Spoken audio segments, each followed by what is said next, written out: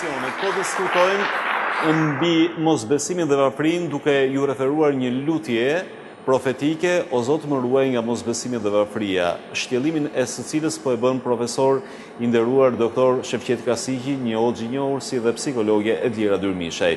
A mund të kishte kjo, pavarësisht është profetike dhe nuk diskutohet vlera saj, po në një version tjetër mund të ishte dhe lutja më ruaj nga pasuria dhe në çdo kontekst nëse do ekzistonte, sepse kemi dhe pasurinë, ndërkohë që treguesit e përgjatë historisë, po edhe sot në botë janë që probleme të mosbesimit dhe besimit ka dhe kur ekziston pasuria, po jo.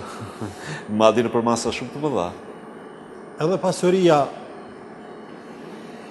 në dorë të ligë është e dëmshme. Nuk po them me kufi e madhe e vogël, sepse nuk ka kufi sa me qenë njeriu i pasur, por me rëndësi është mënyrën se se ka fituar dhe në cilën dorë qëndron pasuria. A qëndron në dorë të njeriu të cilë ka vërtet në dorë dhe në xhep, apo qëndron në dorë të atij i cili ka pasurinë në zemër, e nuk mund ta nxjerrë. Është dallim i madh. Pasuria do të jetë në xhep dhe në dorë e jo në zemër. Duhet fitohet halal, në mënyrë të paqët, legjitime dhe duhet shpenzohet aty ku kërkohet. Përndryshe mund të jetë nënçmuese dhe mund të jetë edhe shkatërruese për individin, mbasën këtë dynja para se botën tjetër, se atje gjithsesi do t'ja shësherën pasurisë. Pasurisë fituar gabimisht, shpenzuar gabimisht. Edhe varfëria pra ka pasojat e veta, sikurse që ka edhe pasuria, jo gjithherë, sepse nderuara profesoresha po e cekit që njëri duhet mbështet ka derë Zot është e vërtet. Varfëria, për çka vjen? Mund vije prej qiellit. Lutem, i mërë të gjitha sebepet, si individ, si familje, si shoqëri, si shtet, ta zamani në Kosovë, kemi daj për lufte po, luftën e ka shkatruar.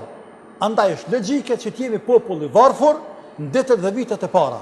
Dhe krejt populli jonë, një psikologjike përjetën ma letë varfërinë, sepse kemi dalë prej një lufte të madhe, që në ka kushtuar shumë mirë, por, kur është varfëria prej njerëzve, mos ta lamangu, pe Allah, sepse Allah dën nga njerë me që njerëzve varfëri dhe skamje për urtësitë e veta që i dinaj. Kemi një surët Jusuf në Koran, Allah i madhruar, i ka treguar pejgamberit e tij Jusufit, tregoi ti mbretit e të kiptazve se do të vinë 7 vite. Thatësi e madhe do të ketë. Pra nuk është çështja se ndembela dhe nuk punojnë dhe keq menaxhojnë, por është caktim një kader i Zotit i cili pritet ndodhë në të ardhmen, e te si profet pejgamber paralajmëroi ata se 7 vite nuk ka pikëqiu. Andaj, por para të 7 viteve, vinë 7 vite të njoma, të bereqetshme, të fërëqshme, ku i duhet menaxhoni mirë për me rujt rrezikun, furnizimin, kafshatën e gojës për 7 vitet e tjera se do të jenë shumë të vështira.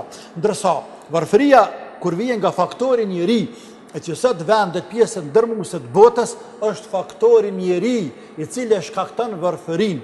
Faktori njeri o vlla, e shkakton varfërinë.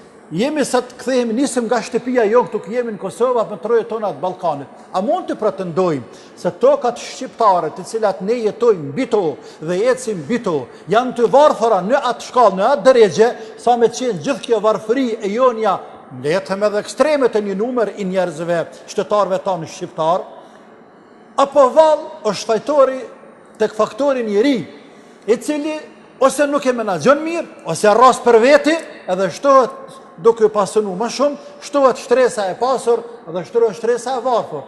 Kur krijohen dy shtresa, shtresa e pasur shumë e pasur dhe shtresa e varfër shumë e varfër dhe nuk ka shtresë mesme, atëherë krijohet edhe një urrëtie mes dy shtresave. Urrëtie sepse këta të varfërit ja kanë zilin dhe ja kanë edhe inat të shtresës pasur, se e din që pëhajnë kafshatën e tyre. Ndërsa ata nalt atje, i këqyrin me bishësinë dhe pritojnë edhe mi përshëndet, mi dhonë selam. Në këtë rast, është të randke për njerëz. Për ata hadithi profetit,